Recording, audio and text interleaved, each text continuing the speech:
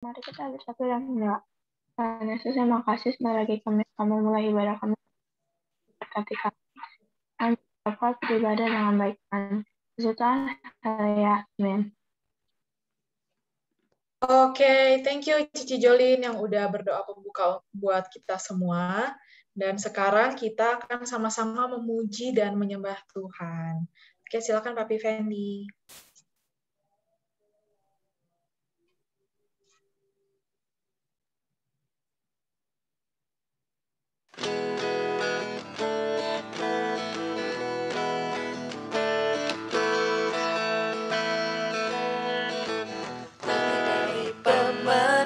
Dalam segala perkara, iblis tak dikalahkan oleh kuasa darahnya.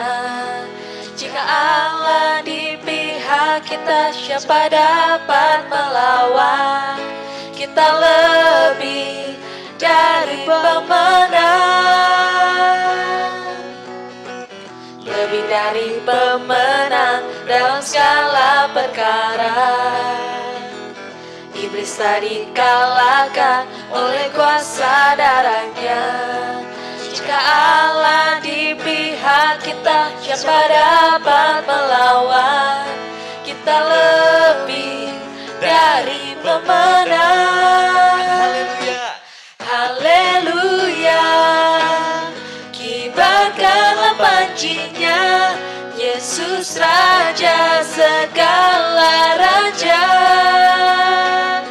Haleluya, bangkitlah gerejanya, kita lebih dari pemenang. Haleluya, kibarkanlah pancinya, Yesus Raja segala raja.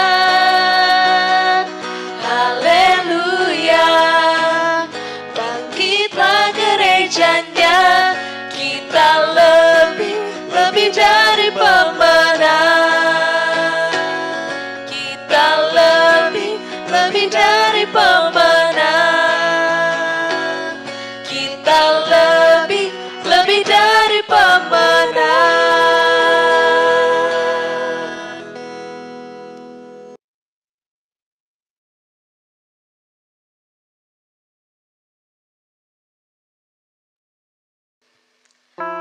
Ayo adik-adik, mari kita mempersiapkan hati kita, mempersiapkan pikiran kita untuk kita sama-sama masuk dalam ibadah siang hari ini.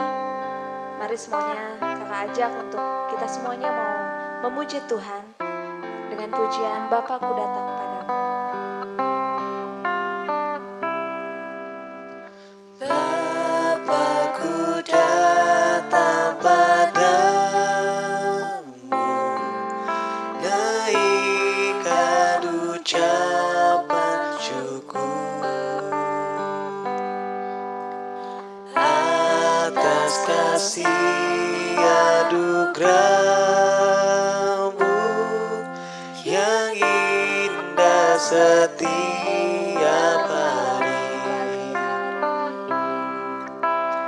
Pagi hari, siang hari, sore dan malam hari, tak hentinya mengucap syukur atas kebaikan-Mu. Bapakku datang padamu,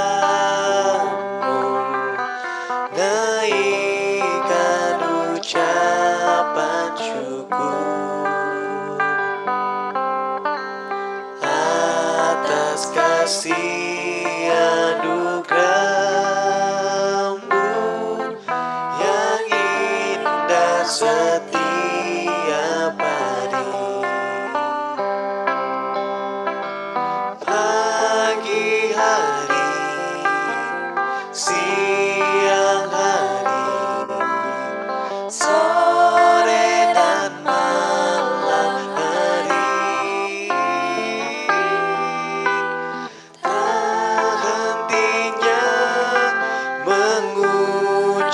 syukur atas kebaikan-Mu. Tak hentinya mengucap syukur atas kebaikan-Mu.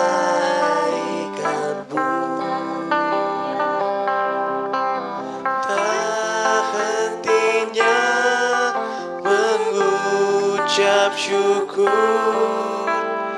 atas kebaikan-Mu.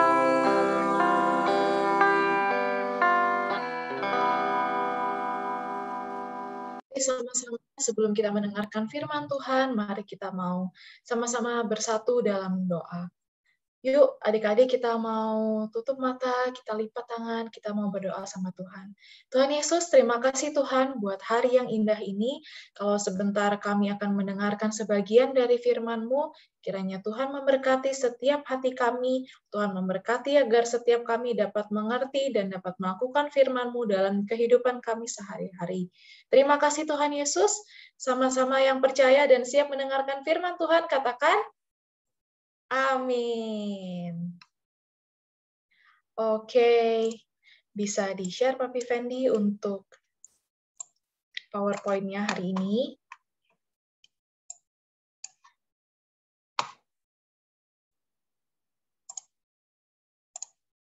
Nah, ada Cece Tika nih sama Dede Evelyn ya. Cece Tika, Dede Evelyn, mana nih kameranya? Nggak bisa kelihatan. Halo. Nah, ada Cici Sheris. Halo, Cici Sheris. Gimana kamu kalian?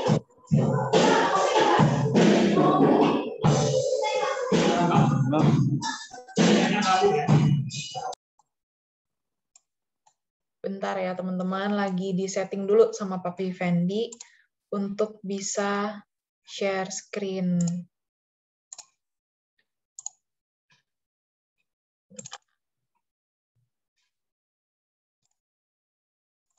Oke. Dari aku aja kalau gitu yang share screen.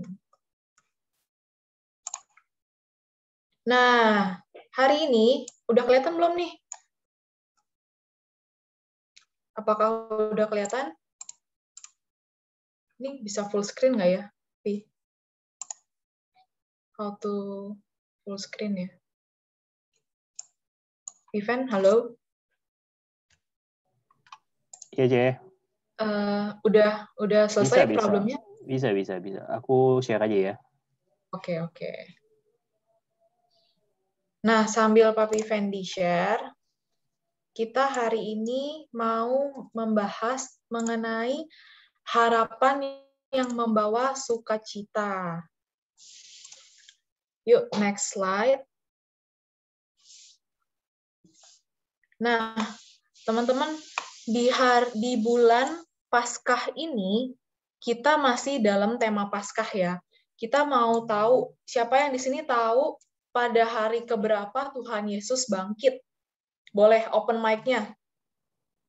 Hari ketiga. Betul, thank you Koko Devon. Nah, teman-teman, hari ketiga Tuhan Yesus itu bangkit dari kematiannya, karena Tuhan kita adalah Tuhan yang hidup. Nah, di situ Tuhan Yesus menunjukkan bahwa Tuhan Yesus tuh bukan seperti Allah-Allah lainnya, tapi Tuhan Yesus adalah Tuhan yang hidup. Dia menunjukkan kebesarannya, dia menunjukkan kuasanya, kemuliaannya melalui kebangkitan Tuhan Yesus. Gimana kita minggu kemarin juga udah belajar. Nah, minggu ini aku mau bawain mengenai perjalanan murid Yesus ke Emmaus. Yuk sama-sama bilang Emmaus. Emmaus. Nah, ada yang tahu nggak sih Emmaus itu apa? Ada yang tahu nggak? Emmaus apa? Nah, kalau pada nggak tahu, Emmaus itu adalah nama kota, betul. Nama kota itu seperti apa sih? Kota Jakarta, kota Surabaya, kota Bandung, kota Bogor. Nah, itu adalah seperti nama kota Emmaus. Nah, waktu murid Yesus ini sedang berjalan menuju Emmaus, ada berapa tuh murid Tuhan Yesus di situ? Ada 2. Ada 2. Nah, Emmaus itu waktu mereka lagi jalan ke Emmaus, mereka tuh lagi bercakap-cakap antara murid satu dengan murid lainnya. Mereka membicarakan tentang segala sesuatu yang terjadi. Ketika mereka lagi ngomong-ngomong nih, mereka lagi bertukar pikiran, datanglah siapa tuh yang di tengah? Ada Tuhan Yesus. Nah, ketika ada Tuhan Yesus, tapi anehnya murid-murid ini nggak sadar kalau itu Tuhan Yesus. Waduh, kok bisa mereka nggak sadar? Kenapa nih mereka bisa nggak sadar?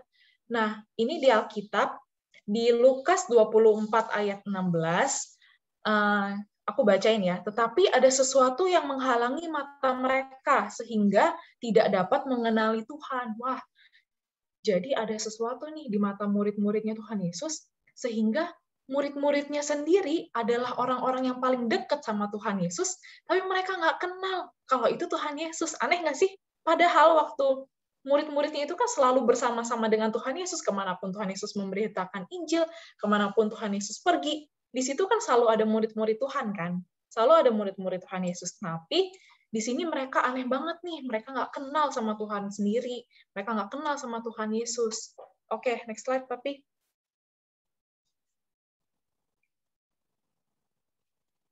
Boleh next slide. Nah, di ayat 17 nih, Yesus bertanya sama mereka di Lukas 24 ayat 17. Apa yang kamu percakapkan sementara kamu berjalan?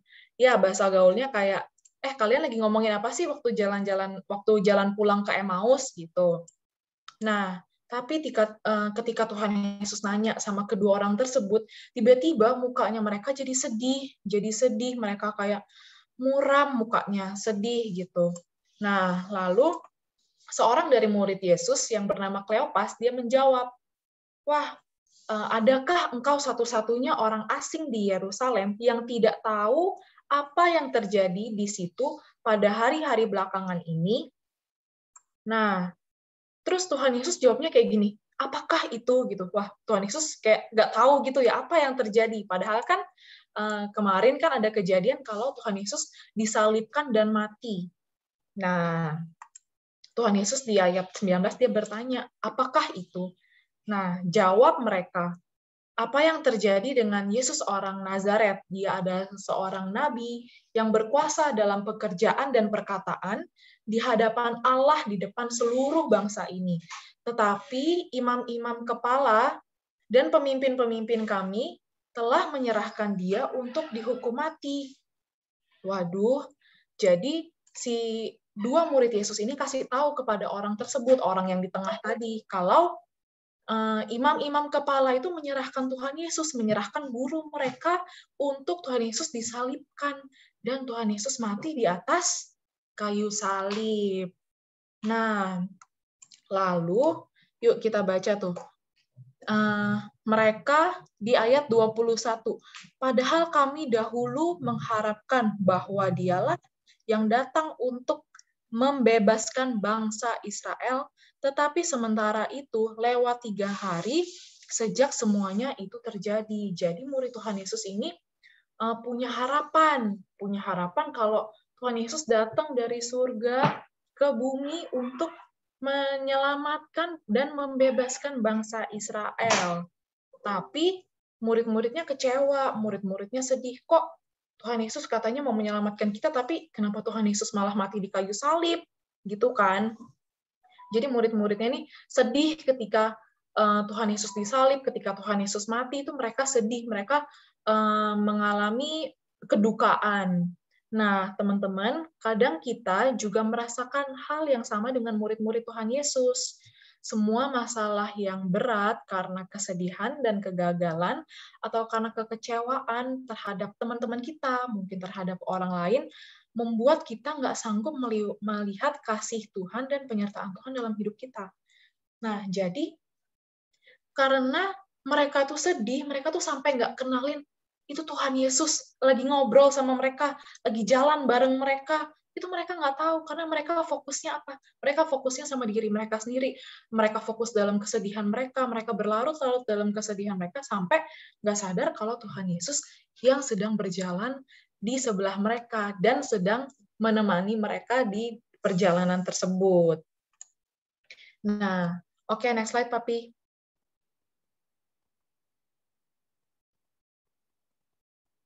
Nah, murid-murid itu juga kasih tahu nih, beberapa perempuan dari kalangan kami telah mengejutkan kami bahwa ada perempuan-perempuan yang pagi-pagi buta itu datang ke kuburnya Yesus. Ngapain sih datang ke kuburnya Yesus? Buat kasih wewangian. Nah, kan zaman dulu nggak ada formalin ya, teman-teman.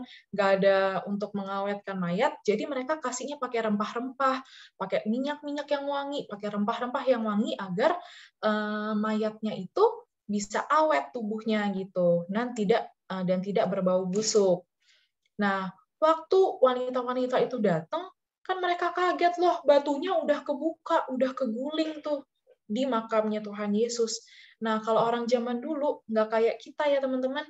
Kalau orang zaman dulu di kuburnya itu adalah di gua. Kalau kita kan kuburnya kan di kuburan kan, di tanah gitu. Nah, kalau orang zaman dulu digulingkan, ada batu yang besar di depan kuburan Yesus. Waktu wanita-wanita ini datang, mereka kaget, kok batunya udah terguling, batunya udah kebuka nih. Wah, ada yang mencuri mayat Yesus apa jangan-jangan gitu. Nah, tapi ada malaikat yang datang sama wanita-wanita tersebut. Dia bilang kalau Tuhan sudah bangkit, Tuhan Yesus udah hidup. Amin ya, teman-teman. Nah, habis itu, next slide, Papi Fendi.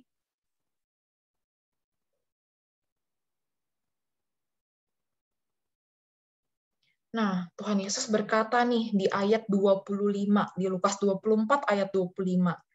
Dia berkata kepada dua orang murid itu, "Hai kamu orang bodoh, betapa lambannya hatimu, sehingga kamu tidak percaya segala sesuatu yang telah dinyatakan para nabi." Di ayat 26, bukankah Mesias harusnya menderita? Semuanya itu untuk masuk ke dalam kemuliaannya. Nah, teman-teman tahu nggak kenapa nih Tuhan Yesus berkatanya kok dibilangnya murid-muridnya ini adalah orang bodoh gitu. Nah, Yesus tuh menegur dengan keras kepada murid-muridnya, "Hai kamu orang bodoh." Karena Yesus melihat para murid-muridnya itu hanya sedih, hanya kecewa, tapi dia itu kan udah pernah dengar dia adalah murid Yesus, kalau Tuhan Yesus akan bangkit. Tuhan Yesus adalah Tuhan yang hidup, makanya dia akan bangkit gitu dari kematian untuk kemuliaannya Tuhan. Nah, oke, next slide, Papi Fendi.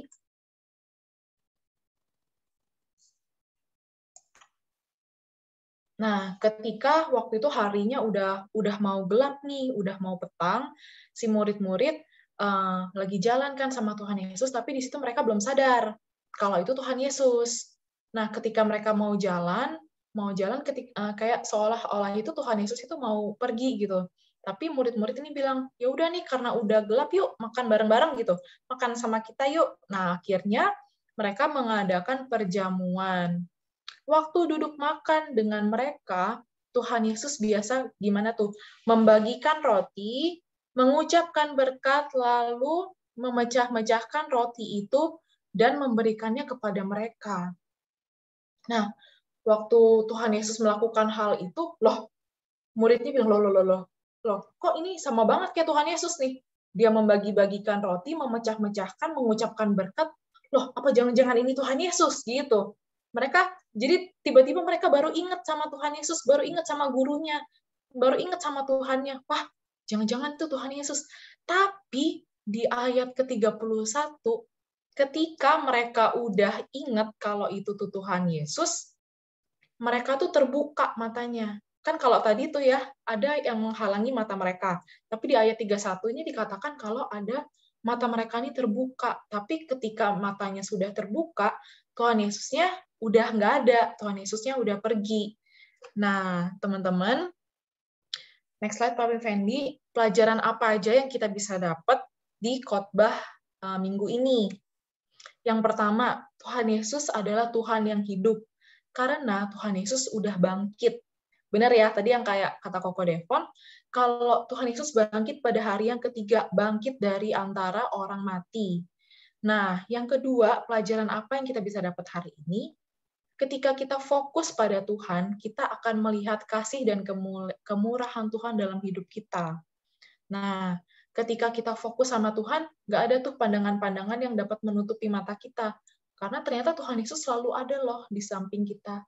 Nah, seperti pelajaran yang ketiga ini, yang di poin 3, Tuhan Yesus tuh selalu mengasihi dan menyertai kita dalam setiap keadaan, baik keadaan suka maupun duka. Kayak tadi Tuhan Yesus itu ada di saat murid-muridnya bersedih, di saat murid-muridnya itu mengenang kematiannya Tuhan Yesus, mengenang apa yang Tuhan Yesus sudah lakukan untuk menebus dosa manusia. Dan Tuhan Yesus tuh selalu ada di setiap musim hidup kita, dimanapun kita lagi sedih, kita lagi senang, Tuhan Yesus tuh selalu ada di samping kita. Ternyata Tuhan itu berjalan bersama kita, tapi kita nggak bisa lihat, kita nggak sadar kalau Tuhan itu selalu beserta sama kita loh, teman-teman. Nah, yang terakhir, firman Allah atau Alkitab adalah cara Allah menyampaikan pesannya kepada manusia. Karena Tuhan udah di atas, udah duduk di sebelah kanan Allah Bapa, yang Maha Kuasa, dia udah duduk di surga. Nah, tapi caranya dia berkomunikasi sama kita gimana? Cara kita juga gimana? Nah, Tuhan Yesus tuh menitipkan Alkitab yang dimana itu adalah perkataan-perkataan Tuhan Yesus menyampaikan pesan-pesannya kepada setiap umat manusia. Cara kita berkomunikasi gimana, teman-teman, sama Tuhan Yesus melalui berdoa. Kita juga bisa membaca Alkitab, kita juga bisa berdoa, memuji, dan menyembah Tuhan Yesus. Nah, sekian aja untuk khotbah minggu ini. Semoga semua teman-teman terberkatin ya. Terberkatin kan, kenapa? Jadi tahu nih, oh ternyata Tuhan Yesus itu selalu menyertai kita dimanapun kita berada. Contohnya dengan murid-murid Tuhan Yesus yang tadi lagi jalan ke Emmaus, itu juga ternyata ada Tuhan Yesus. Oke, thank you semuanya. Tuhan Yesus memberkati. Balikan lagi kepada Papi Fendi. Oke, terima kasih Cici Kesia. Wah, semua kita semua diberkati ya lewat firman-Nya ya. Wah, Cici Tika juga baru muncul nih. Nama Evelyn mana ya? Oh, ada di belakang. Ada Evelyn. Halo Evelyn. Oh iya, ada Cici Series juga. Halo Cici Series. Udah 2 minggu ya nggak kelihatan Cici Series. Wah, ada Koko Deren nih. Ada Koko Deren. Hai Koko Deren. Shalom, Koko Deren. Hai. Halo.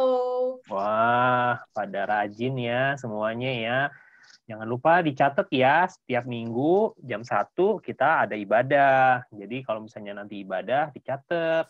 Nanti kalau ada kuis bisa jawab ya. Nah, kayak Koko Deren kalau ada kuis bisa jawab kuisnya, nanti ada hadiahnya. Oke, kita akan akhiri ibadah kita. Sebelum kita akhiri, yuk kita sama-sama berdoa dulu yuk.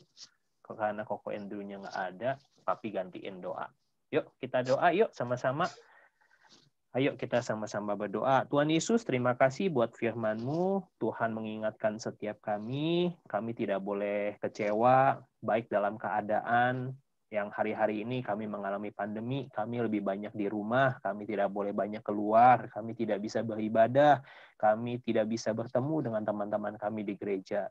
Tapi kami bersyukur lewat firman Tuhan pada siang hari ini, Tuhan mengingatkan kami, Tuhan menguatkan kami, bahwa di dalam setiap keadaan apapun Tuhan menyertai kami. Terima kasih Tuhan sudah bangkit juga untuk kami. Tuhan masuk ke dalam kemuliaan dan memberikan kemuliaan itu bagi setiap kami anak-anak Tuhan. Terima kasih Tuhan Yesus buat penyertaan Tuhan. Tuhan juga memberkati setiap anak-anak IHK Grow yang datang ibadah siang hari ini, juga anak-anak Grow yang tidak bisa hadir secara langsung ibadah. Mungkin mereka ada yang sakit. Kami yang hadir bersatu doa untuk mereka, teman-teman kami yang sakit, kiranya Tuhan sembuhkan.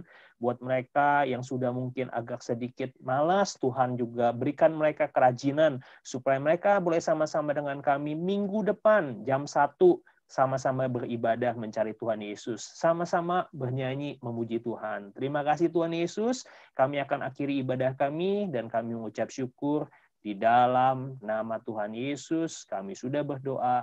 Haleluya. Sama-sama anak-anak Tuhan kita berkata, amin, amin, amin, amin. Terima kasih. Kita akan sama-sama foto dulu ya. Mana yang mau foto? Oke, ayo foto-foto. Cici Casey ada yang foto deh. Boleh. Yuk. Apaan? Udah siap? Ayo Queen sama Devon. Yeay. 1, 2, 3.